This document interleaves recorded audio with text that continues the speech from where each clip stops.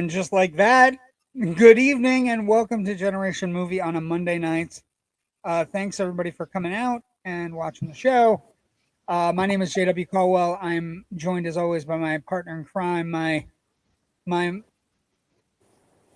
don't know, I think he's Sherlock and I'm Watson. I don't know, depending on how you want to look at it.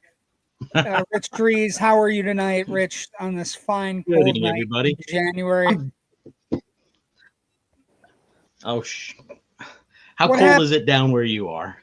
So I can tell you to shut up. We're in the 50s. We're in the single digits. Look, Okay. and then we're also joined by Natasha Bogutzki. How are you tonight in your dress greens? Just skip right over that. Yeah, I'm going right over. I'm going right over. You're making fun of my weather. Yeah, it's not my fault. Does that mean I'm the Irene Adler of the group? I'll take that. You can be the Irene Adler of the group. Yeah, Okay. that's fine. Makes sense. Neither of you have cheekbones high enough though for me to slap. No, I barely have cheeks. What do you mean? They just sag. I'm like a droopy dog. Welcome to Generation Movie on a Monday night. January. We are, of course, are celebrating Rob Reiner this month. But first, let's get to some business because I always get in trouble for not doing housekeeping. If you like the show, if you enjoy watching Rich and I talk about movie classics, and occasionally Natasha when she shows up in her best dress greens, please like the Facebook page, like us on Instagram, like us on TikTok. We now have a TikTok. We're on IMDb. We're all over the place as we continue to try to grow the Indie Escape Network into the little engine that could of podcast entertainment networks. And then also, if you're inclined, we have interesting things coming up. This is a big thing that's happening. These guys are back. Untrained and Unscripted is what we're calling it. If you listened to a show a while back on the original Indie Escape Network, it was called Technical Difficulties. These two folks are back, Ryan and Joe, and from what I understand, the show is going to be a cataclysm of people just coming together and fighting about things, which doesn't really happen on our show, but could happen, I guess. We could get to a movie one night where we disagree, but usually Rich and I are in the same stratosphere. Now Natasha disagrees with us on a regular basis, but that's why you bring me on. Yeah, she's smarter than we are. Yes. But like I said, I'm super excited. The remembering Rob Reiner has been a defining force in Hollywood for a long time, both as a humanitarian and as a film director. And his movies are somewhat special. The movie we're going to watch, the movie we've watched tonight, and are celebrating is almost a picture perfect movie to have on Martin Luther King Day in the United States. It is about honor and making the right choice and doing things that are on, just doing the right thing. Doing the right thing is a big part of this holiday and being on the right side of history. And very much this movie is a look at that. What side do you want to be on? Whether we need people on the wall to defend us or not, we still want them to be honorable and good people, right? And I think it's a perfect kind of a perfectly succinct movie to pair with celebrating Martin Luther King, one of the great statesmen of our country. Civil rights leader gone way too early, and asked all the right questions and forced people into the right path for a certain period of time. But let's get some comments and then we'll get started. We'll start with news. We always start with news. Let's see. Joe Ridgely, good evening all. Good evening, Joe. I'm only demand because I did your housekeeping.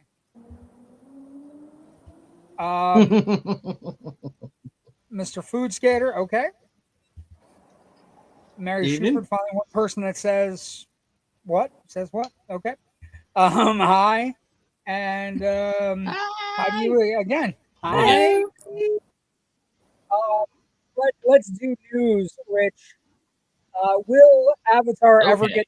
get from the #1 perch, Rich? That's the question. Avatar Fire and Ice. Eventually, probably not Fire for and another Ice, week or yeah. two. It's. I think it's probably.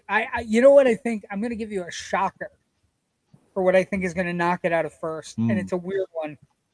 There's a movie coming out in 2 weeks. Well, first off, Send Help looks like it's going to be really great in 2 weeks, right? It's a Sam Raimi movie. Rachel McAdams Mm-hmm. looks pretty great. Well, you got me at Sam Raimi. You got me at Sam Raimi, yes. But there's a movie coming out in 2 weeks called Iron Lung that nobody is talking about, that everybody besides regular movie folk are talking about. It's done by this YouTuber that has about 50 million people that really like his work. It's based on a video game. It's an all independent production. I know what you're talking about. It's an all independent production. He doesn't have a distributor. He somehow has that movie in 2,500 screens. He's four-walling it all around.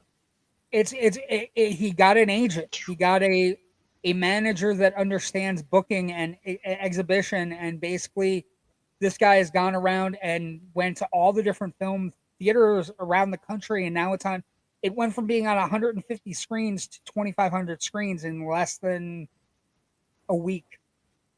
It is going to be playing actually at the Art House in downtown Scranton, and a friend of mine is really excited for it and wants to go see it. Yes, not only because they're a fan of the game, but also of this content creator. Yeah, this content creator. It's a sci-fi game. Have you mentioned the content creator's name? I don't know how to say his name. I don't want to say his name because I don't know how to say it. Markiplier. Okay, whatever the fuck it is. Oh my God, where have you been? Markiplier's been big for like. I know. Look, I don't even game or do this kind of stuff. I know who this is. I watch YouTube with my nephews. We watch videos of Five Nights at Freddy's playthroughs and other stuff. That's basically all I watch on YouTube with them. So I don't know that I have time for this.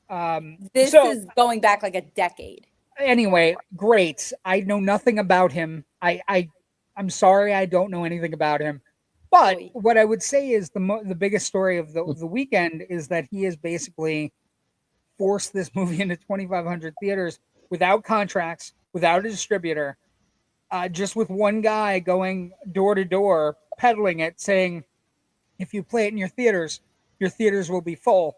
And somehow he has 2,500 screens in 2 weeks. So it's either going to go really big and shock the world, or it's going to tank and not. But I think that's where we're headed. Send Help, somewhere around there. But the movie that everybody thought it was going to be #1 this week was a movie called 28 Years Later, The Bone Temple, which, by the way, phenomenal. Like, really good. Like, fantastic performances. Jack O'Connell was also in Sinners. Ralph Fiennes reprising. Try not to give me any spoilers. I was going to go see it this morning, and it's ghastly and ghoulish and gruesome and perfect, amazing in every sense of the word. It's focused not necessarily on the infected. I have not caught up with it either. This weekend I was supposed to actually do extended Lord of the Rings, and then I got snowed out. Basically, I didn't want to get up and shovel my car out on Saturday. So next weekend when they redo it, though, I am doing Two Towers and Return of the King next weekend, and also I think Friday night I'm doing Regal's Gladiator screening of the original Gladiator. If I can find somebody to go with whom? With whom? With this. Wow, so this is a close-up. Scariest close-up ever. I'm quoting Daffy Duck now. I did. How off the rails is this show already? The Regal one I'm on this week was Temple of Doom, played on Wednesday. And Raiders gets played a lot. Last Crusade gets played a lot. You know what doesn't get played a lot? Temple of Doom. Because it's not good. No, it's fantastic. Just stop that. That's terrible.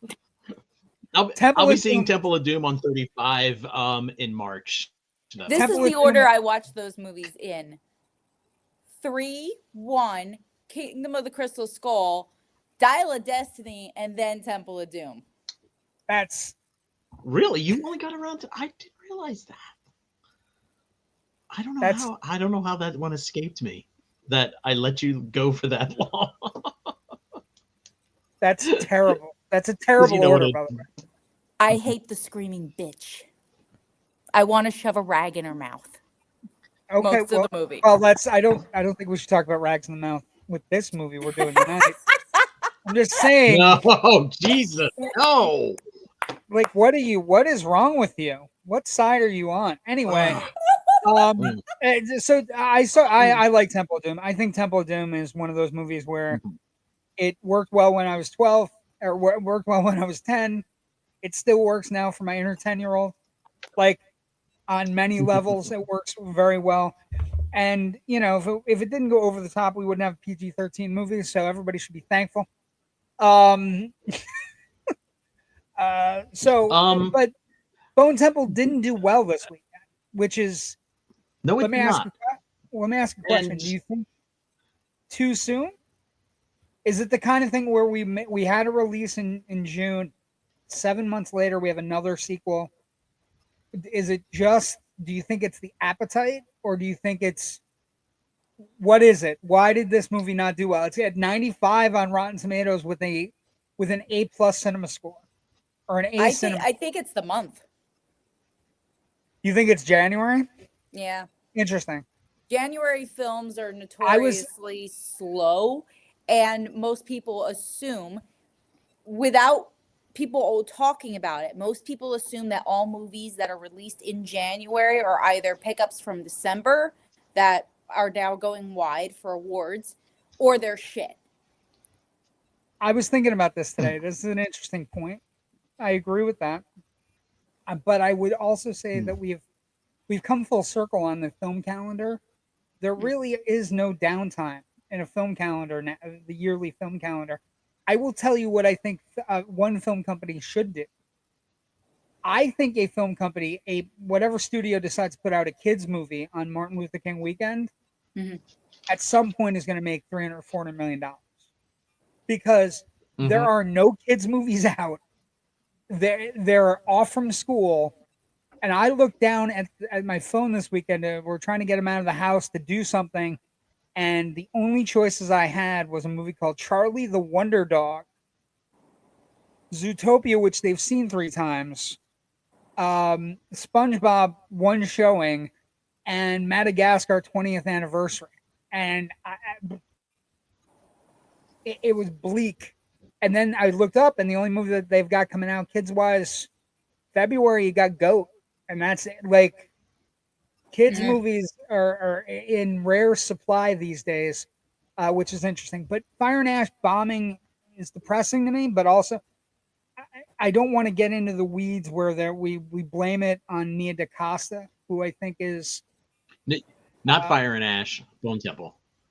Bone Temple. Did I say Fire and Ash? You said Fire and Ash bomb. I'm sorry about that. But I don't think we should blame Bone Temple failing on Nia DaCosta. It's a sublime direction. It's really well done. It's super interesting. It may be the best of the franchise since the original. Like, it's a really good movie, and I can't believe it's going to fall through the cracks. I really can't. But I think we're gonna be talking about Ray Fiennes next year at some point. It's a really subtle. Horror movies don't get a lot of credit for acting, but okay. I'll bet people forget about it. I look at it this way. Before we go on to, I think the other thing that we need to talk about, which happened on Thursday, this movie is the reason why Sony will never sell to Disney the Spider-Man franchise. Spider-Man makes ridiculous amounts of money, and it allows Sony to kind of invest in smaller films like Bone Temple, that I'm sure they want to make a return, but if they don't, they can be a little bit more, riskier with their filmmaking, because they have this huge pile of Spider-Man money sitting around. So whenever you hear somebody says, "Oh, Disney should just buy back the rights," or Sony should just give the rights to Spider-Man to Disney, or any of these kind of moronic things that don't understand how the industry works, that's right here. why that happens, because Sony doesn't have theme parks to amortize their losses with. They don't have cruises. They don't have, ridiculous billions of dollars in merchandising every year coming in. Sony has Spider-Man. Spider-Man keeps the lights on at Sony, I think. Right. Sony doesn't have anything except for, like, yeah. the PlayStation. They have Well, things. It just I also think the other thing about Spider-Man, there was a big story about Spider-Man a couple days ago where basically they're getting ready to shift everything over to Marvel produced Spider-Man movies that they may be in fact giving up, which a huge sigh of relief from Spider-Man fans everywhere. Just anytime you guys want to give up, that would be great. Okay, what's the story you want to talk about from Thursday? What's the? It's never happened. Anytime you want to give up, that would be great. Apparently,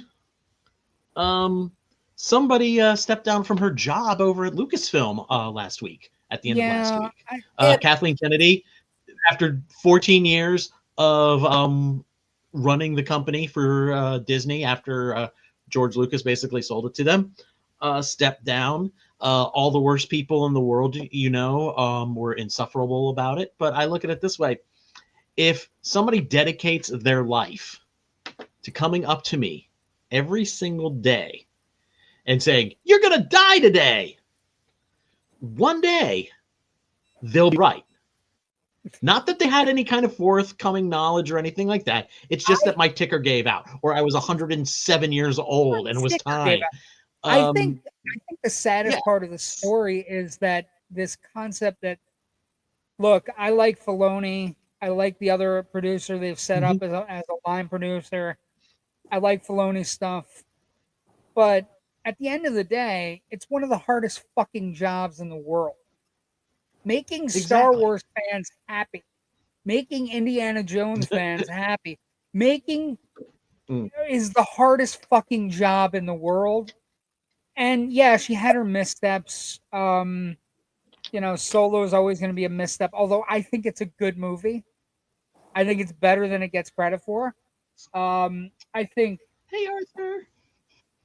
My take on Indiana Jones films also, Rich, which is an Indiana Jones film. Even the worst of Indiana Jones movies are better than half the movies we get. So, we can blame Kathleen. Now that the wheels are up, we are beyond blaming a woman for ruining our kids' stuff. Is essentially everything should go swimmingly now, right? No, they'll pivot. They'll hate Dave Filoni. They'll hate this other person too, who's outside of the creative aspects of it. I think the person they wanted in charge is Favreau. I'll be honest. I think they wanted Favreau in charge because I think, and this might be the right concept. Favreau with the Mandalorian. I think if you ask a lot of Star Wars fans, Mandalorian hasn't had a misstep. So if you want to say some people don't like the third season. Some people are upset with how Book of Boba Fett came in and still had a couple of episodes of The Mandalorian shoved into it. I don't necessarily feel that way, but I'm saying there is a perception out there that the third season wasn't as good. And that does lead to the question, will people want to turn out for a theatrical film in lieu of sitting at home and watching a fourth season or whatever? Lots of questions about the future of Star Wars and stuff like that right now. I do want to point out, though, that I love the idea that we have a creative CEO and a financial business side CEO. One. Yeah, this is just like it's just like Gunn and Safran over at DC. It's too big a mess to handle, right? I'd kind of like to. I'd like to see more studios kind of go this route. Not just like genre studios. Marvel doesn't need. Marvel's doing fine with just Feige, but just overall, in general, the person in charge, Abdi and DeLuca at WB are doing it great as a double team too. Maybe we need for some of these other studios, like say Paramount or Lionsgate or whomever, somebody who's more concerned about the creative stuff and somebody who can handle the business, and they work together to do what they need to do. Because we often hear a lot about business decisions that sounded like you guys just threw away a really cool creative opportunity.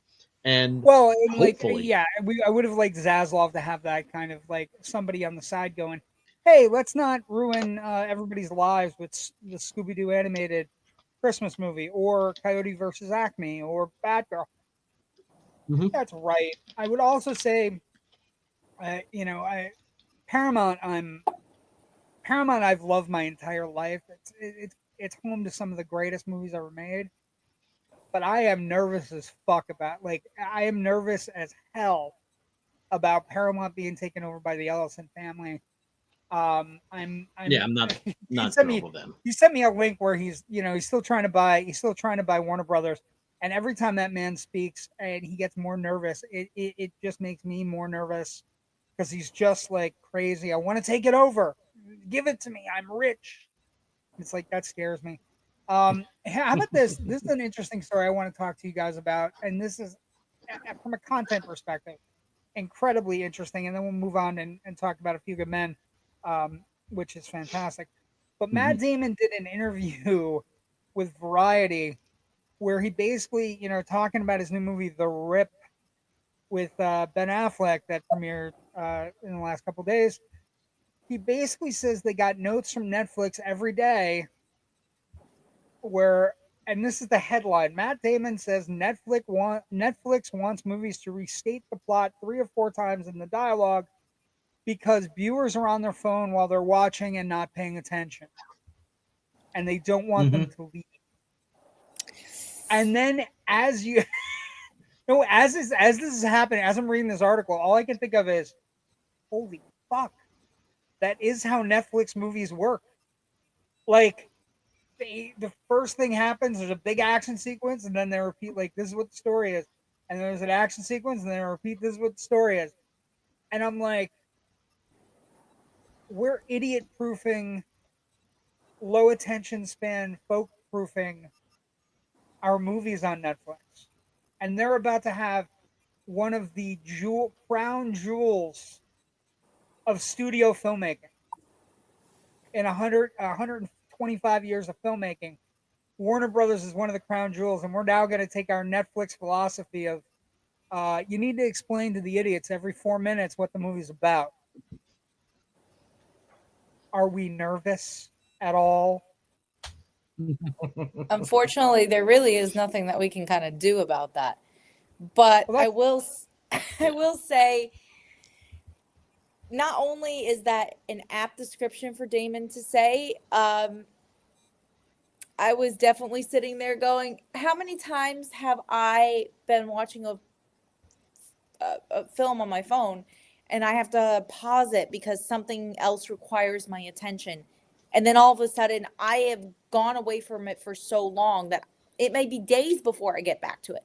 Now I'm getting back to it and my brain is going, I don't remember anything. Remember everything that I just saw. I need to remember. But I know I'll get a recap in the next 4 minutes by someone. The tragic thing for me is during the interview, he talks. And this is an interesting thing, but it's an old timey movie thing. And maybe Rich remember this as well, and maybe you will too, Natasha. But Howard Hawks used to give they would have Howard Hawks and John Ford and Hitchcock and people talking about movies. And Howard Hawks said, you need 3 action set pieces and you need a bunch of good characters around, right? And so in the middle of this article, like, Damon's talking the standard way to make an action movie, as we learned, you have 3 set pieces, one in the first act, one in the second, one in the third. You spend most of your money on one in the third act, that's your finale. And now they're like, can we get a big one in the first 5 minutes? We want people to stay. And it wouldn't be terrible if we reiterated the plot 3 or 4 times in the dialogue as people are watching on their phones. It's the most surreal, like. Yeah. Yeah.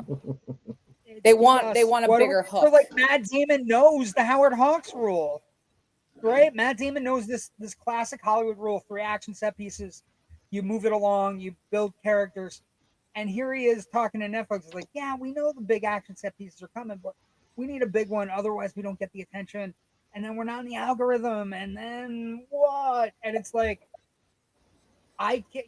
Damon giving this interview is like, it's like Matt Damon saying, I never want to do another Netflix movie again. Ever. Yeah, I did get that vibe. Yeah. Netflix is all about engagement. As long as you keep watching their stuff, no matter how good or bad it is, they're happy because that means you're not watching somebody else's. Even though you're still paying them the same amount of money, whether you're watching 2 hours of content a month or 42 hours of content a month. Yeah, it's just surreal. I think that the idea that this is like, for me, it's making movies for the lowest common denominator, right? We had another thing happen over the weekend where a filmmaker in Britain said, you want people to start going back to theaters, you better start making movies that are less than 2.5 hours long. And it's like, if a story needs to be told in 3, like Oppenheimer at 2 hours and 10 minutes isn't going to work the way Oppenheimer at 3 hours works, right? The way Lawrence of Arabia doesn't work 2 hours and 10 minutes.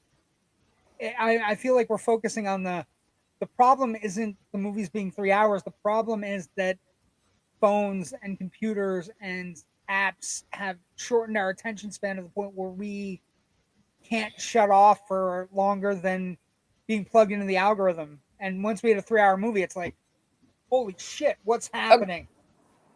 I'm going to play devil's advocate here. I both agree and disagree with that statement. I think there's a little bit more to it. Okay. First things first, yes, our attention spans have been chopped down. I was in a diner 2 days ago, and I can't believe I'm saying this. I was in the bathroom, and I heard people outside the bathroom talking. And they're like, oh, yeah, I was watching Ford versus Ferrari the other night. Fuck, that's a long movie.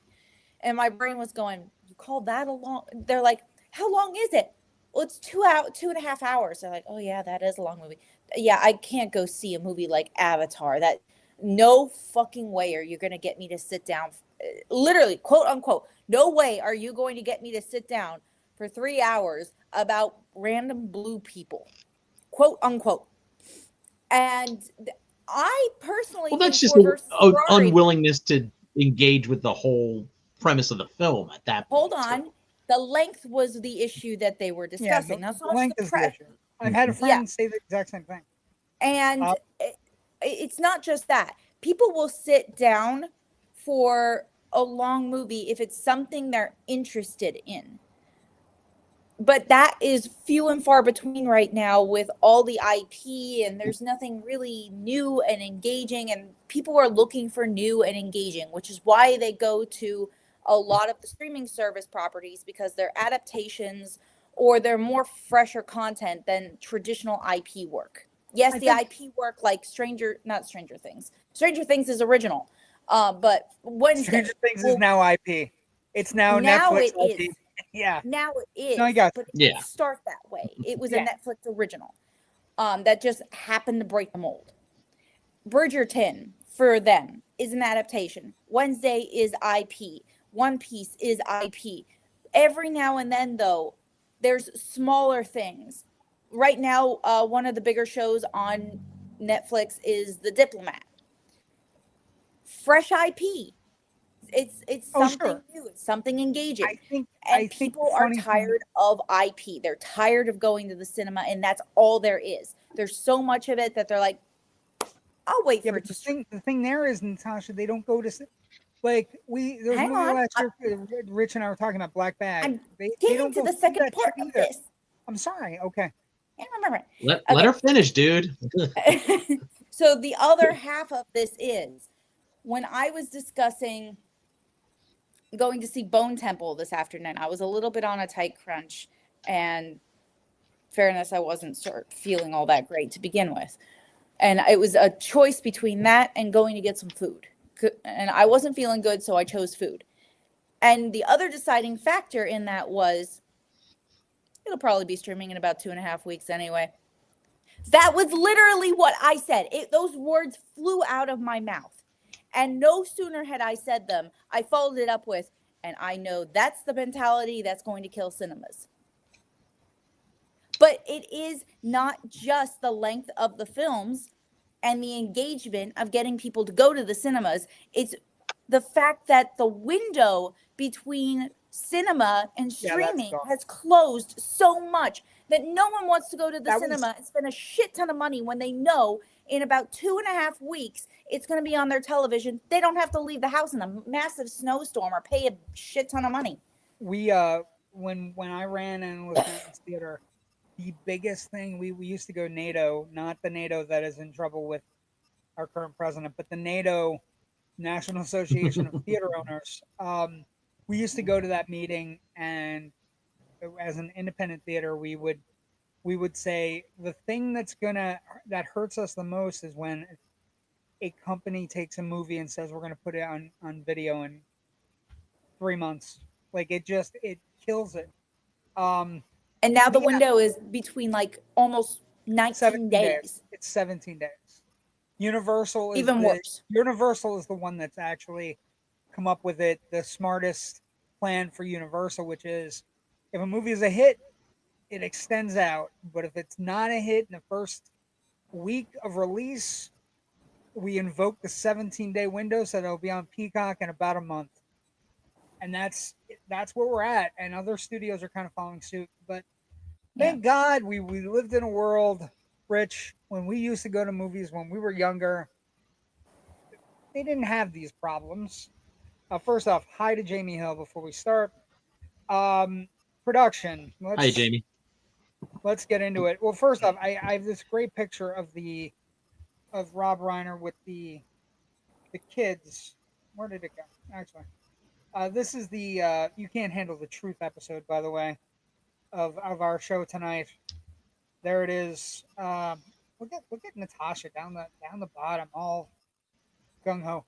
But the picture there with like Bacon and Moore and Rob Reiner. The funny thing is, Rich, every week when I'm making these placards for our show, there is a picture of Rob Reiner with the biggest stars in the history of Hollywood, all smattering around him in the best mental state of their lives. Right? It's what makes this special, right? It's what makes it an incredible. He's just an incredible filmmaker. And so the movie tonight is A Few Good Men, and this is before Aaron Sorkin was big, right? So Aaron Sorkin was not very big at the time this movie came out, but he had wrote basically. I don't know if you guys have heard the story, but the story is incredible. Basically, he got this story from his sister, right? And I was reading about it today. It's one of the most incredible things where his sister, he heard the story, and it was kind of a much bigger group of Marines, and apparently it's based on a true story, although it never says inspired by a true story or anything. There was actually some legal action we'll talk about later in the in the show. But basically, he came up with this talking to his sister, and just the idea that he had heard from her. And it's just one of those weird stories where she had heard, like, she had signed up as a 3-year stint as a U.S. Navy Judge Advocate General Corps. She was a graduate of Boston University Law School, and she heard this story about a group of Marines that participated in a real code red. And like, so some of the names are close. William Alvarado was the 1986 private that was originally part of it. I don't think people know a lot about the concept that he was, at this point, Sorkin was poor. So he wrote every night when he was bartending. He would write everything out on cocktail napkins in his downtime. And because he didn't have enough money to buy a computer, which is kind of hilarious. Like when you look at it, you're Well, like the idea that one of the in most the profitable 80s, though, actors in the history of Hollywood will eventually get to buy a computer and it'll be his prized possession, and then he would come home and take out pockets of empty napkins with all the stuff on them and type out everything into the computer. I will say this in my days back when I So was covering the local and music scene, that happens, there and have been basically times where I rights have gone ahead and and plays rights get sold to David Brown for a period, and apparently the play sold for well into six figures. The rights to it, but basically Brown had read a New York Times article. And it was all about Sorkin's one-act play called Hidden in the Picture, and then he learned that he also had a play called A Few Good Men that was having Broadway off-Broadway readings at the time. Brown was producing at the time at TriStar, and he said, "I really want to do this movie." And then they tried to finance it and figure out how much it would cost.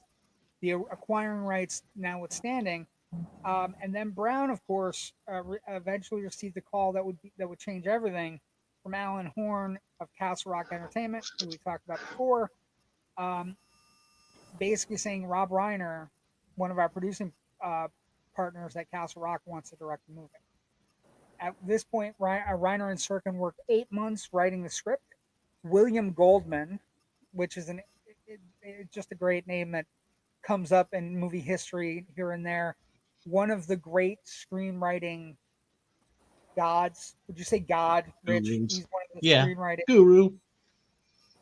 you know, people where you just look up and you're like, this guy's a god. Like He's literally written the book on the book on screenwriting. how to write a screenplay. And taught a class for years at Mhm. USC. Sorkin liked his changes so much that he incorporated it into the stage version of the show. So one of the changes that Goldman came up with was the removal of the forged logbook that served as the trial smoking gun. So like they're actual changes. Film gets a budget between 33 and $40 million. Tom Cruise was cast first, and 33 of that $40 million budget is his $12.5 million salary. Then Demi Moore is cast. The most interesting casting: Wolfgang Bodison, who ends up playing one of the young Marines charged with the crime. He was a film location scout working for Castle Rock, and he was asked to take a screen test for the role of Dawson. Went gangbusters, got the role. James Woods, who was a very intense actor at the time, he wanted to play Jessup, but then they got Nicholson. And Nicholson, can we talk about this for a second? We talked when Batman came out. I wore the Batman shirt because I love Nicholson. And I think of Nicholson all the time. But Nicholson in the late '80s and early '90s, Rich, is there a smarter actor with regards to contract dealings that you've ever seen? At that I'm time, being certainly serious. not. We've Yeah, spoken about his Batman deal. his prowess, his prowess to look at material and go, not only will that material do well, but it will do well with me, right? So he gets cast as Jessup, and um, any idea how much he made for 10 days of shooting? I 10 believe the days. term is a metric shit But ton. yes, he got $500,000 a day. He got $5 million for 10 days of shooting, and he made Reiner work around the schedule of his other film at the time called Alpha. So that happened where he basically got paid $5 million for 10 days of work. And then one of the jokes that Nicholson said when doing the rounds for this movie was, "It's the best money they ever spent. It's one of the few times when it was money that was well spent on me," which is prime Nicholson, right? Now, the other funny thing about it is he Of gets paid course. all this money, but then he gets into a huge fight with Columbia. And this is interesting. He gets into a fight with Columbia Pictures, even though they paid him handsomely, and it is a it's a star turn performance because they moved the film's release date to directly compete with Hoffa. which is a movie he had been making for years. He had been trying to make, and ends up he releases A Few Good Men and Hoffa get released on the same day, and one of them survives, and the other one gets buried in in the Meadowlands. It's a Well, to be fair, Hoffa's not that great a film. no, it's not. No, but the interesting thing there is like he gets paid a pretty penny. He's arrogant about it, and then he basically gets super angry when they move the movie to the same date as his movie. And it's just one of those Hollywood stories where it's like they can move the movie anywhere they want to put it, dude. You know what I mean? We're gonna like it's now a rite of passage. I have 1 or 2 days on the calendar year where 2 movies are coming out with either the same actor or same set of fans. You know what I mean? Like it happens once or twice a year now. But in the past it did. Production filming began on October 21st, 1991.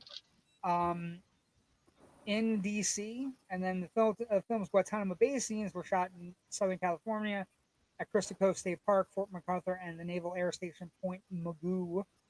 Although 200 off-duty Marines were allowed to serve as extras for the film, the U.S. Department of Defense denied the production of permission to film at Marine Corps Base Camp Pendleton. And then the courtroom scenes were all filmed at Culver Studios in California. So there was a little bit of controversy, but for the most part, Sorkin and Goldman and Reiner craft this movie.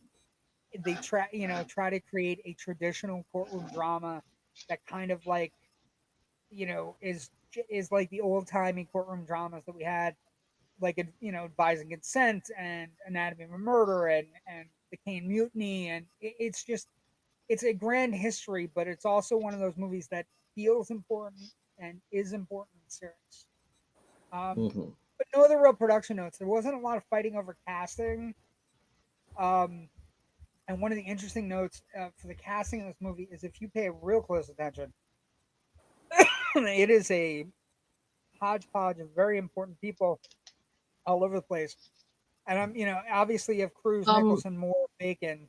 Yeah, I was gonna say Kevin Pollak on his old podcast / talk show / YouTube thing would every now and then tell a funny Jack Nicholson story. So if you're, first of all, Kevin Pollak, fantastic stand-up comic, incredible impressionist. Yeah. And as I was watching it this evening, I was kind of thinking to myself, okay, that scene where Tom Cruise suddenly mocks Jack Nicholson's character by going into a quasi Jack impression there.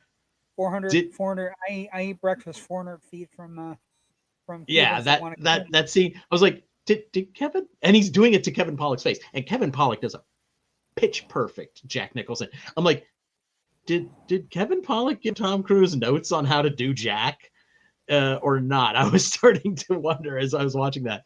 But I just realized what I'm that basically you first. I was gonna say, long story short, too late. That I would recommend Kevin Pollak. He's not doing his show anymore, but go back, track them down. They're still on YouTube. They're really very well thought out. They're very intelligent interviews that he does on that show, and they're funny as hell too, because he will tell some stories of Hollywood that will just have you laughing. Yeah, Natasha, go first. Yeah. This is also the second Kevin Pollak film that we have discussed on this show in the last month. If you have a chance, go back and check out one of our Christmas episodes from Grumpy Old Men. Yeah, also, that's right. If you want more modern day Kevin Pollak, watch The Marvelous Mrs. Maisel. That's right. Yes. Pollak is also fantastic in The Usual. He's fantastic in a lot of movies. He does tell a story about Reiner and Nicholson. There was one, I think it was on the Rich Eisen show, that you can look up. It's Rich Eisen Pollak talking about A Few Good Men, and basically the idea that Nicholson was on all the time during the courtroom sequences, and that Nicholson kind of viewed it as young Turk, old Turk, young bull, old bull, young lion, old lion. and told Reiner that, I'm gonna go off. Just have your cameras rolling when it happens, kind of stuff. Which is amazing. Mhm. But no controversy really behind the scenes. Like Reiner and Sorkin, this is the second movie in a row we're doing with Reiner where he gravitates towards a gifted writer and then takes the gifted writer, works with the gifted writer. We could learn a lot production wise from Rob Reiner, working with the writers of famous movies that where other directors kind of mold a movie into their kind of movie. Reiner not only brings out the best in the writers like Nora Ephron and Aaron Sorkin, but the writers bring out the best in Rob Reiner, like humanistic tendencies, his humanitarian tendencies tend to leak into the movie and vice versa. You know what I mean? Like Mhm. it's really special production wise, and like the idea that the, the time frames on these things. We talked about the time frame last week on When Harry Met Sally. The time frame on this with you know with Sorkin is years. In 1988 it starts, and then they spend 8 months writing the screenplay. Right. Um, we'll talk a little bit about the controversy and the the lawsuit in a little bit. But let's go to happier things for this movie. Box office. This is good times because we don't get movies like this anymore, kids. And so this movie opens on a December weekend, December 11th, 1992. It goes wide. It does not open as most Oscar movies in the time frame did, uh, leveling like we've talked about before. It opens on 1,925 screens. It eventually goes to 2,200 screens. It runs an average of 10 and a half weeks in theaters. It grosses $141 million domestic in 1992. It was one of the bigger hits of the year. It also grosses 95 million overseas, which at the time wasn't as big a commodity as it is now. We're going to have $1 billion movies this year, but they're all $1 billion movies because of overseas. And so it ends a worldwide box office total of $236.5 million. Um, again, the opening weekend is only 15.5. So it eventually does 15.5. The budget's 33. So this movie ends up grossing 7.2% times the production budget. Anything over five, Rich, is Mhm. a multiplier that studios can't expect anymore or don't expect. No. The adjusted amount. Anyone want to guess what the adjusted domestic box office amount is for inflation? 215. Too low. How about you, Rich? You want to give it a go? 327. This is like the Also too low. worst. 385. This is the worst. Ah, 385. Well, I at least was- I didn't bust. this is the worst Yes. game of Price of Right Yes, for the yeah, Price is Right is ever. she did not go over, which is fine. If she Mm. was, I should have let her go second, and then she could have done $1 and maybe beat me. But anyway, but 385. So it's like a $400 million movie for inflation right now. And that we don't get a lot of $400 million movies. $400 million movies are right kind of in the middle. And this movie is one of those movies where it's very much it's the kind of movie that isn't made anymore, right? So like big budget dramas that grosses $141 million don't grow on trees anymore. And this is at a time in '92 when they did, right? Um, which is sad. Anyway, we don't get them. They don't make them like they used to. Is a legit thing with this movie. Critical response then and now. Another good sign. Um, Few Good Men, though, I was surprised at this. 85% on Rotten Tomatoes. We don't use it as an aggregate just to get a gauge on what I think 85 is kind of low. The audience meter, the popcorn meter they're calling it now, is 89%. And Rich, a shocker. This is a movie that our good friend Roger Ebert did not like. I was reading it and I couldn't believe it. I was shocked at the at just how hard he was on it. Um, he Damn. gave it he gave it 2.5 stars and said its major flaw was revealing the courtroom strategy of the audience before the climactic scene before Cruz and Nicholson. Ebert wrote, in many ways, this is a good film with the potential to be even better than that. The flaws are mostly at the screenplay level. The film doesn't make us work, doesn't allow us to figure things out for ourselves, and is afraid we'll miss things if they're not spelled out for us. I thought that was interesting. I thought that was interesting, and I also think it's one of the rare times you're going to hear me say this. I think Roger Ebert's wrong on this one. I think maybe if he got a chance to go back, he might. I was I was marveling at it today. Like it is, it's tense. All those sequences with Demi Moore and Pollak and Cruz, where they're working strategy, is. I don't think we get that in courtroom dramas, right?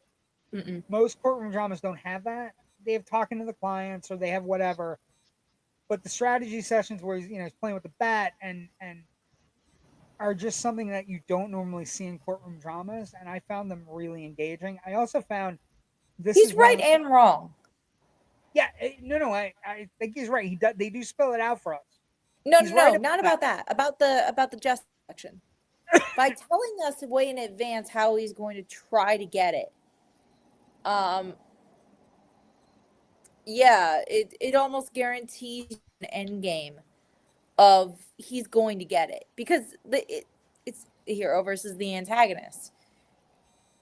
We're in the third act right now. There's got to be a climactic end to it. You know he's going to get it. But I think that's not the point. The point isn't whether he is or isn't. And I think Ebert's missing that. I think the point is how and at what cost. Yeah, And I agree with that. yeah, I think part of it is that we know he's got to get him to do it. mhm. Like it's never that is never in doubt that has to happen. And with the character, like I said, I a thing that I took away from I was talking about in the green room. I didn't remember quite how repugnant the Nicholson. Like I remember Nicholson being repugnant. Don't get me wrong. He forced the kid to get beaten. I'm not, but I don't remember him being quite this repugnant. But he is absolutely a fucking douchebag at lunch when they meet him. Oh, even He I is haven't watched this in a film while. in about 10 years. It's because I'm Joanne Galloway was kind of a role that got away from me once. But I was totally thinking about that too as we were preparing for this. I could it's totally the see hair. him. It's the hair, isn't It's it? the hair.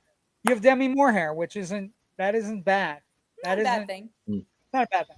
But no, Well, believe me, I love also that scene. too, the film isn't the story of the trial. The film is the story of Tom Cruise coming out from under his father's shadow to being his own lawyer. And we need scenes where he's talking with Kevin Pollak and going, would you think my dad would put him on the stand? No. And then he's like, well, that's why I've got to do it. Those strategy sessions aren't, they're about quote unquote the case. It's more about him. It's Right. levity and really him insecurity. making those steps forward towards becoming his own person. And we have a rooting interest in that growth for this character. And that's why when they have the big blow up there at the end that, has become memeified basically,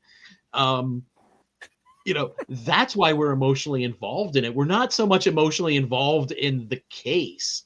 We're emotionally involved in Cruz's character's journey, really. The interesting thing, I know people fight about Tom Cruise, and there's, he had a bad moment on a couch, and he's part of a cult. All of these things are true. But what I would say, the interesting thing about Cruise is when Cruise shows up in some of these movies, I think his biggest claim to fame is that when he shows up in these major motion pictures, and he's paired up with the biggest stars of his time. He's paired up with Dustin Hoffman, or he's paired up with Jack Nicholson, or he's like all those times. His acting jumps off. Like it is like he is very much the basketball player that when he has to face another basketball player of equal or Hall of Fame level, the game goes up. The game rises. It shoots. Well, just in terms of the quality of his work overall, setting aside crap like Night and Day, how many of his films have we done here on the show? We've done the entire Mission Impossible franchise. Because it deserved it. Have we done Legend? We haven't done Legend. I feel like we've done. Which version? Which version? Which version of Legend? We already had this conversation last time. 3-hour European. You know what I'm going to say, and you're going to get mad at me. No. I say we do a war, a battle. You want to do a battle of the serious. European version? Two on two. So as we know, our friend who is at lunch agrees with the director's cut, as does Rich. I go theatrical, you go theatrical. Hilariously, those two are both Pisces. Both of us are Capricorns. I'm very intrigued by chocolate's in my peanut butter. My peanut butter's in your Legend. My peanut butter's in your chocolate. Mm-hmm. But haven't we done some other? We've done a lot of Tom Cruise. We've done a lot of Tom Cruise. I think I have spoken about Tom Cruise on Loud Nerdy. I've spoken on here. Tom Cruise gives me 120% no matter what movie I'm watching of his. So I don't care about all the other crap. I don't think he's done anything horrible, like except get stuck in a cult. And to be honest, at this point, we have 72 million people in a cult, so it is what it is. And so, but what I want to say is when he gets going, like this movie is incredible because he gets the interactions he has with all these different actors where he's bouncing off people in the scenes. It is one of his best performances. Like I was watching it today, marveling. He has great moments with Pollak. He has great moments with Moore. He has great moments with Kevin Bacon. There are the sequence where he sits down with Kevin Bacon and has Markinson, and he's popping like popcorn in his mouth. And he's just like, and Bacon's like, I don't think you realize how much trouble you're in.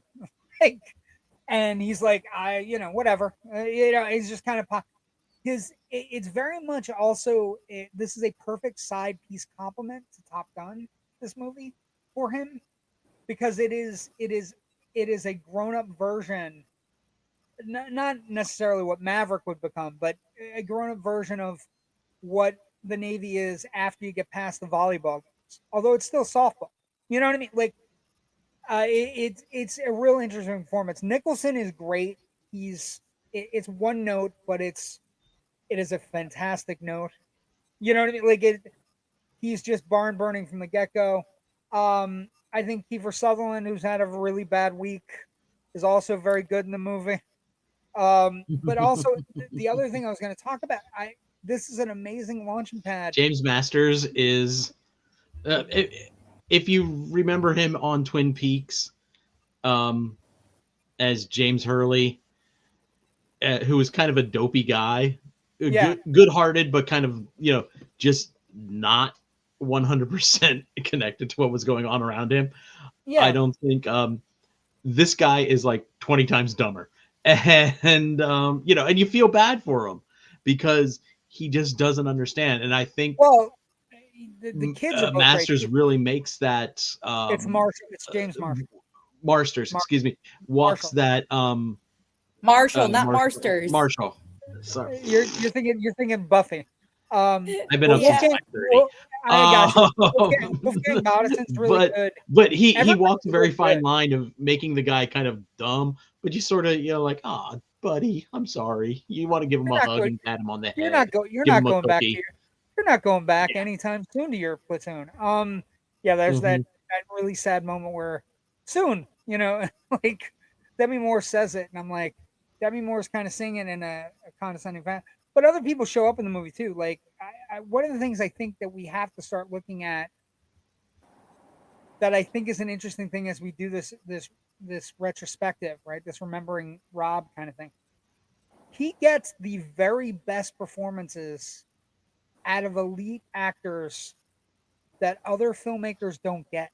For some reason, I don't know what it is. I don't know what the magic in the sauce is, right? Like, you have your grandmother's Italian, or your aunt or uncle's Italian sauce, and you don't know what the magic is. It might be sugar, it might be whatever they put in it, where you're like, this is really good. And I think Rob Reiner, he unlocks that for a lot of actors, right? This movie, like, even the side performances, Cuba Gooding Jr. shows up in a scene. Noah Wiley shows up twice, and it's like, I was thinking about this. This is right around the time when he's just starting to take off, right? So Wiley, he's in A Few Good Men. He's in Swing Kids, and then I forgot he's in Swing Kids. Oh my God. 94.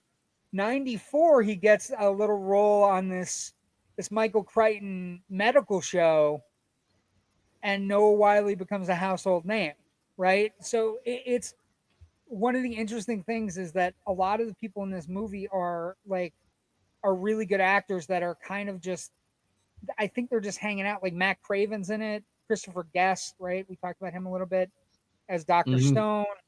You had a West Wing alum show up just to come in and say, yes, sir. Yes, sir. And close the door. Xander Berkeley, also an underrated actor, like an 80s, 90s actor. Your mic cut out. I'm sorry, Xander Berkeley, underrated actor. And then JT Walsh, right, as Markinson. So, and he gets all of these performances out of these actors, and then he gets, like, the movie is finally crafted. It's a 2-hour and 17-minute movie. It's right around the right amount. Like, I was thinking about things you could have cut here or there, but for the most part, well, I'll give you an example of something I was watching where I was like, that sequence where there's a sequence where Tom Cruise has a moral dilemma, and then they have a whole series of sequences where he's walking around DC, and it's beautiful, but I don't know that it's necessary, especially for this character, because I think this character is, this character is one of the characters. I'm not talking about the night he gets drunk or anything like that. I'm talking about, like, the night where he's thinking about what he might do or about something, or I might give up my like doing the case, and then they go and he's like sitting on the steps of the Lincoln Memorial, and I'm like, yeah, the steps of the Lincoln Memorial are nice. I've been there. It's beautiful. But it's just one of those things. You have to. I think you have to show that a little bit, because otherwise it's like he storms out, and then the next scene he comes back and goes, "Okay, guys, I thought it over." You have to kind of give that a little bit of space between those two beats. I'm trying to help the people, Rich. I'm trying to help the people with the short attention span. I'm trying to help. But movies are exactly as long as they need to be, and this one is perfectly. I understand. What the movie has up its sleeve, though, that the last fucking day with him versus Nicholson is some of the best courtroom stuff. There's a lot of good courtroom moments in the movie, though. I forgot about some of the really great ones. Like when Noah Wiley is on the stand, there's a moment where Noah Wiley is on the stand, and Bacon does this incredibly dramatic thing where he walks over and he's like, this is the Marine, book of like training. Where's a code red in here? Well, it's not in there. And then he brings it in, and he's like, it might be a Gitmo thing. And he brings over the Gitmo thing. He's like, where's it in here? And as Bacon's walking back and they announce the redirect, Cruz takes Where's the mess hall? Where's the mess hall? How have you eaten over the last 3 years? How can you not? How can you find it if it's not in the book? Like, it's so there's even he looks like he's laughing and going, "Oh, okay, you got me, whoopsie doo." Bacon, Bacon has a great Bacon responses to it when he comes to tell me he has markets, and he's like, "You had a great day, Danny. That was a hell of a move, buddy." And Bacon's really good here. Bacon, it's one of Bacon's best performances too. Like there are a series of really good performance. Might be even Demi Moore's best performance. It's I not love the respect that also that we see between the two lawyers who are, yeah, they're different branches of the military, but overall they respect that they're lawyers, they're friends, they play ball. Mm-hmm. They're They're a little people. softball. Yeah. I would say, in regards to Demi Moore's performance, yeah, of this era of her work, definitely her best performance. A little bit further on down the road, at the risk of getting slapped by Will Smith, I'm going to say G.I. Jane was also a really Amazing great performance from her. Yeah, no. As was Just the Substance a few years ago. So, but yeah, this is definitely top three. Demi I am Moore. a fan of Indecent Proposal. I'm a fan of. Okay, that's in the I'm a top fan of five. One We can Crazy put that in the Summer. conversation. Anyway, Also, Woody Harrelson's one of his best performances in that too. but I Woody. think the interesting thing is that Reiner, when he gets a group of actors in a movie, all of a sudden everybody's amped up to 11, right? That's Nice. yeah, I know. That's why I have a podcast. But like I said, I rewatching it today. It's the courtroom scenes they crackle. There's a zip to them. There's the traditional Sorkin writing, which is crisp. Everybody's going back and forth about big boy issues, right?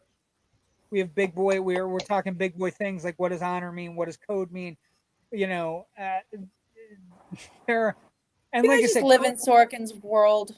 I'll be over here with my West Wing, sorry, my Few you Good were Men. doomed like the rest of us to this hellacious hellscape timeline that we're in. But like I said, I think the interesting thing about it is the movie holds up remarkably well. Like it doesn't like if you showed this movie to a group of people today, like I don't think it comes off poorly. I think you can get away with showing it to people, and I think it's one of the best movies of Rob Reiner's career in the sense that it is big boy issues, and he is taking the next step with all these different actors where like he becomes like one of the great directors because of what he gets from his people.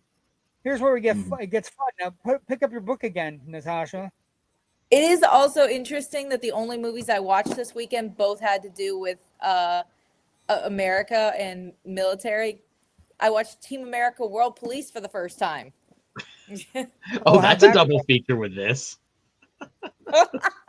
Matt Damon. Fuck yeah. Okay, Fuck so this one's season 3 and 4 scripts, but it's But the only that's one okay. That's okay. But here's why it's important: legacy and franchise viability. The biggest thing that comes out of this, yes, the biggest thing that comes out of this for Aaron Sorkin is he becomes a household name, and when he becomes a household name, magic happens for Aaron Sorkin. And I was looking at like, so he has all these plays, he has whatever. The biggest thing that comes out of this is that Sorkin becomes like he writes A Few Good Men. He writes Malice, which is a fantastic 1993 movie with Alec Baldwin and Nicole Kidman. A Mhm. fantastic thriller. And then he writes The American President, which we're going to be talking about, Charlie Wilson's War on the Social Network, Moneyball. But then he does Sports Night 98 to 2000. The West Wing comes in 99.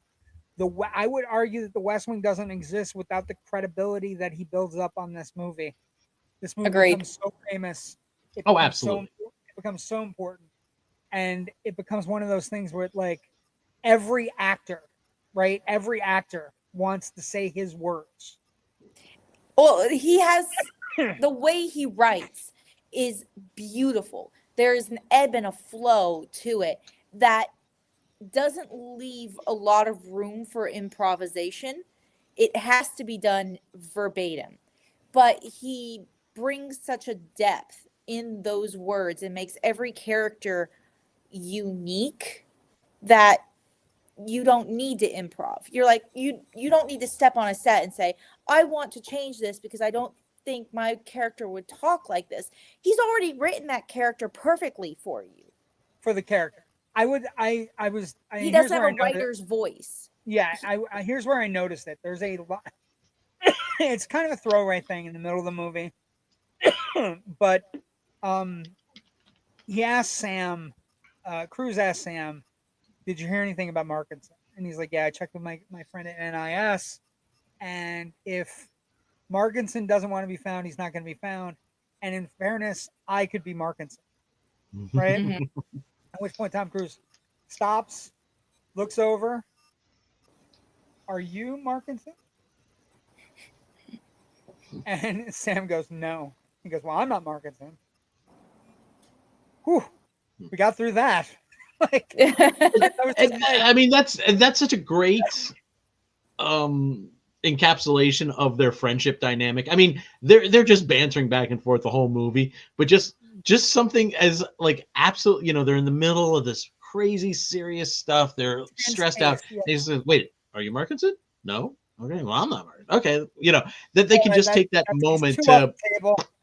And can we talk about the walk and talks? Already a signature in this film. Yeah, the walk and talks are a signature. Like, there's a great walk and talk with Joe and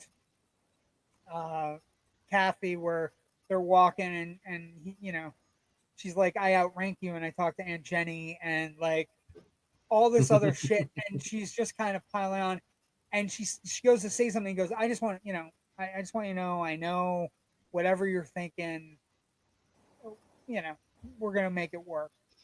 And then later on in the movie, they echo it. They have another sequence where he gives a big thing, and she's like, she's going to say something to him, and he's like, I just want you to know. I just want to make certain you wear matching socks tomorrow. Yeah, I just want to make certain you wear matching socks. And he's like, oh, great.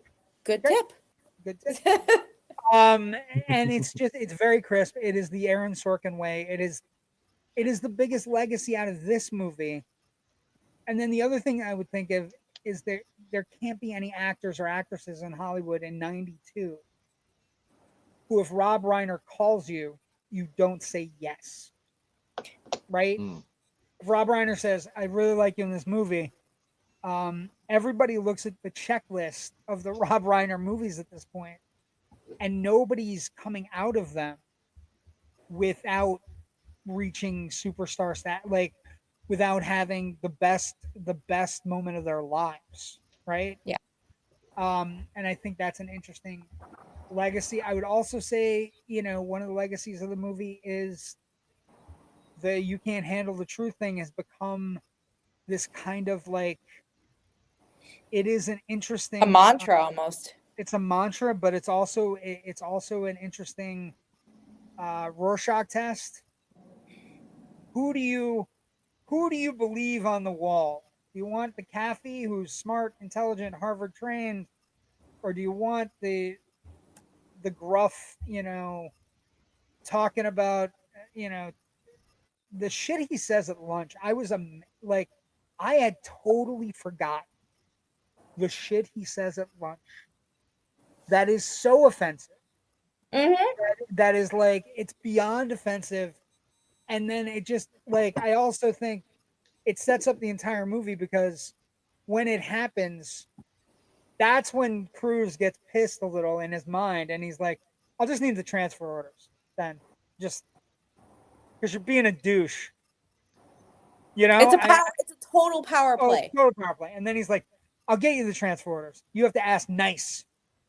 And it's like, ooh. And then he tells him exactly how he wants him to do it, and it is just.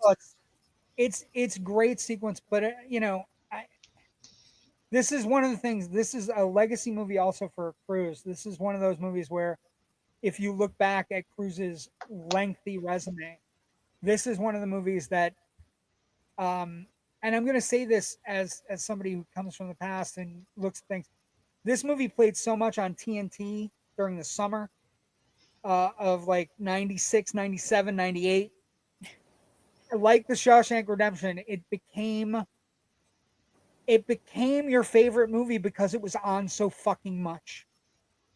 right? So it's not that it's good or great or that you even like it. It has it's a wonderful life syndrome. It becomes a classic because it gets played so much. No. No, I don't mean it like that. I Pummeled just its way mean, into your head. well, no, but I think there is something to some of our favorite movies getting the replete, like, and this is traditionally Warner Brothers movies and Sony movies and TNT during the 90s was a great way to become an all-time classic. And it's one of those things. Funny also, legacy wise, this line, the "you can't handle the truth," right? Line has become one of the most important lines of dialogue in the history of cinema, right? It has. Yeah, this movie made the list. AFI is 100 years, 100 heroes, 100 years, 100 heroes and villains. Jessup is one of the nominated villains. 2005, AFI's 100 years, 100 movie quotes. You can't handle the truth. And then AFI's top 10, AFI's 10 top 10. It's the number 5 courtroom film of all time. So AFI did a really great retrospective in the 2008 where they did the 10 best genre movies in each genre. And the courtroom drama, this was number 5. And I was looking at that today going, there is some incredible, that is some incredible company to keep. Ready? Judgment at Nuremberg is 10. A Cry in the Dark is 9. In Cold Blood is 8. Anatomy of a Murder is 7. Witness for the Prosecution 6. Few Good Men 5. The Verdict is 4. A fantastic Paul Newman movie. Kramer versus Kramer is 3. 12 Angry Men is 2. And To Kill a Mockingbird. So it's in the same. Wow. Okay, I was actually shocked a particular movie didn't make the list, but those top 2, I did have one of them. But I was thinking Mr. Deeds Goes to Washington. Yeah, but not. Okay. It is actually in the AFI's greatest 100 movies of all time, but yet didn't make the list in this category. Yeah, I think the key there in that AFI top 10 is there has to be sparks in the courtroom scenes, and all of those movies in the top 5, right? Verdict, Kramer vs. Kramer, 12 Angry Men, To Kill a Mockingbird, like they all have hops with regards to the courtroom scene. Courtroom scenes are brutal, and all the Verdict, especially, like the Verdict is one of those movies where you just you watch it, you can't believe. First off, you can't believe that Newman was sober enough to get the film made, and then you can't believe that they made a movie about that. The one I was shocked about on that list was not having Injustice. Interestingly enough, since we're talking about this movie and Sorkin's legacy, he also recently did a new adaptation of To Kill a Mockingbird for Broadway, which featured his newsroom star Jeff Daniels. I saw it; it was incredible. Yes, the idea that he went back. It was nice seeing him go back to the roots of this. Yeah, but we're going to talk more about his legacy and viability as we progress. Let's get a comment as we're. What's up, fellas and ladies? I guess Jerry. There's a lady too. Hey, Jerry. Hey, Jerry. Hey, Jerry. Thank you for joining us. We appreciate you, my partner in crime on Tuesday nights. I don't know why I just did Tuesday like that, but anyway, in wrapping up. Tuesday. Yeah, it's like a bad sequel from the 90s. Tuesday. Wrapping up, it's one of the better courtroom movies. It had I forgot, I haven't done any pictures on it. I had all kinds of pictures. I had great pictures here and there. And this, of course, is the look at him eating scenery. That I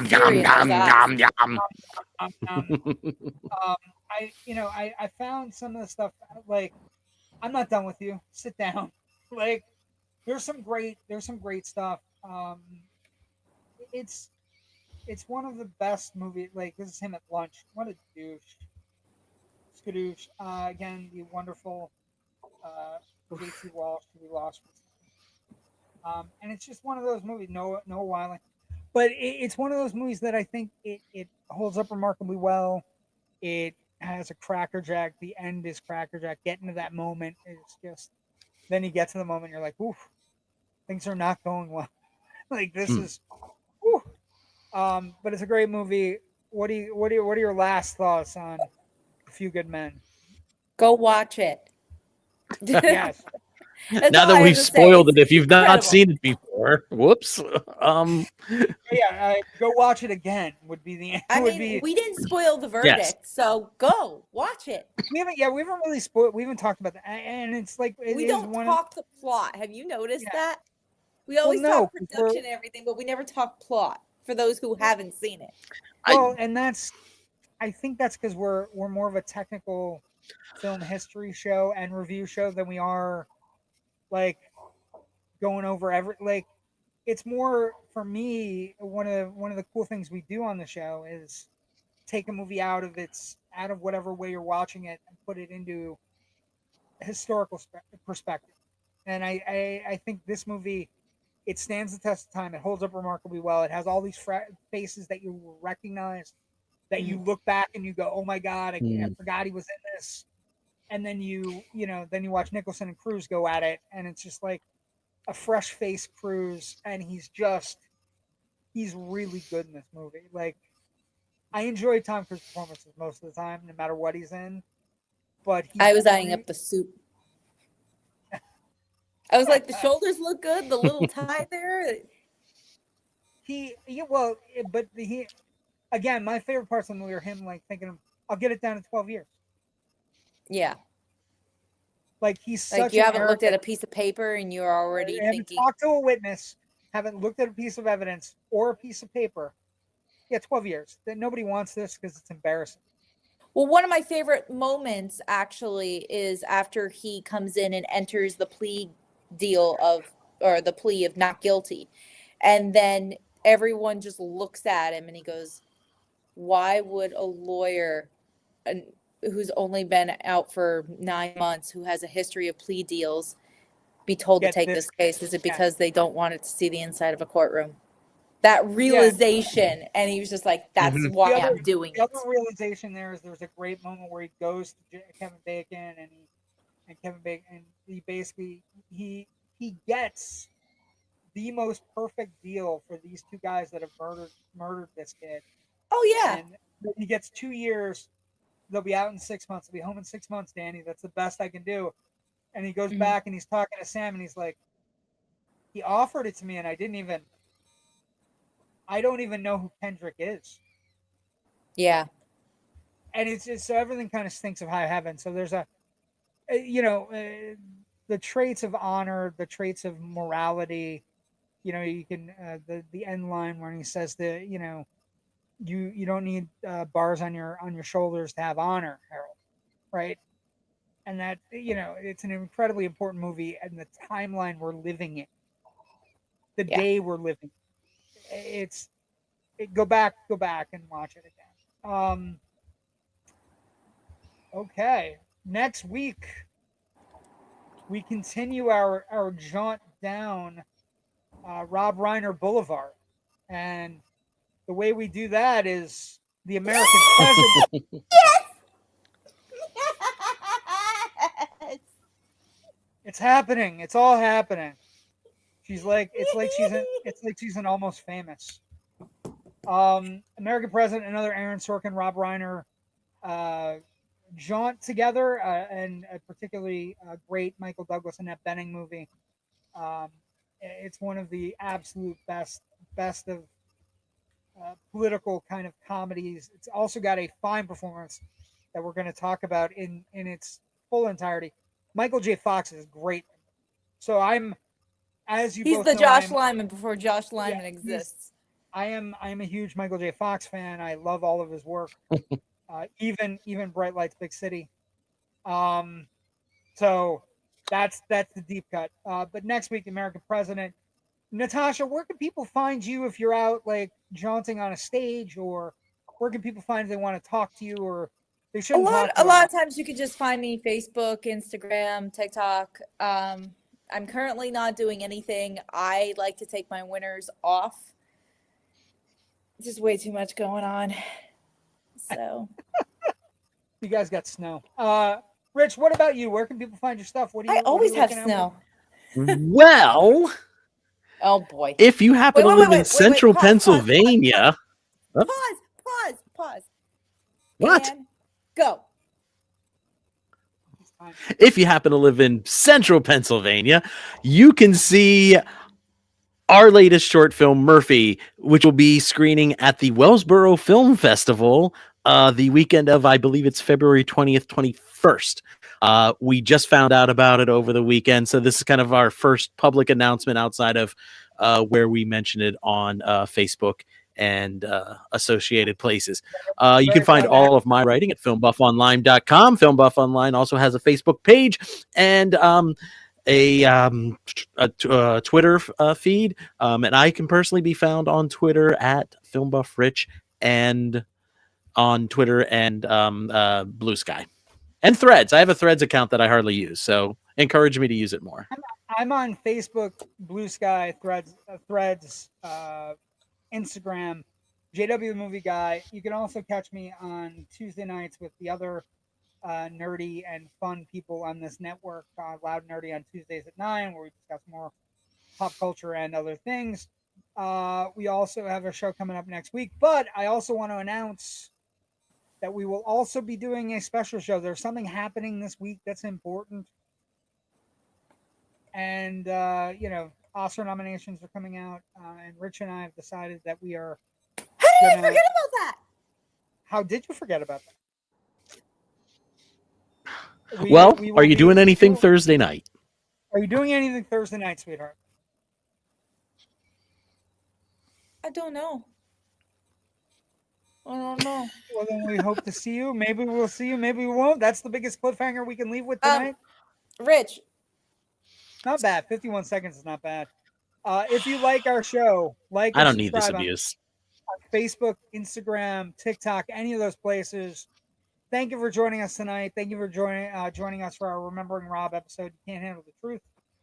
Next week, the American President. Have a great week. Go see some movies. Got some things opening up. We'll see you Thursday night at 7. 7-ish. We'll discuss. Yeah. It'll be up. But we'll be discussing Oscar noms. We'll let you know. Watch the feeds. We're gonna watch the feeds. We're gonna let it simmer all day, trying to figure everything out and how pissed off people are gonna be or whatever is gonna happen as it happens. And then we'll have all your kind of end of the day kind of like look at everything and where the race stands. Because I think it's a 3-movie race. I think it's a weird year where it's a 3-movie race, but it's going to be like, I think they're going to split them up pretty well, but I think a lot of technicals are going to go to one movie and all the big awards are going to go to one movie, and then some of the acting awards are going to go to another, and it's just going to be a mess. But it should be fun, and it's going to be a great year, and because it's one of the best years we've had. Thank you for joining us. Too cool. Looking forward to it. We appreciate that. And hopefully if Natasha's not busy, she'll be here. Thank you for joining us. Have a great week. We'll see everybody next week for American President. Have a good night. Bye.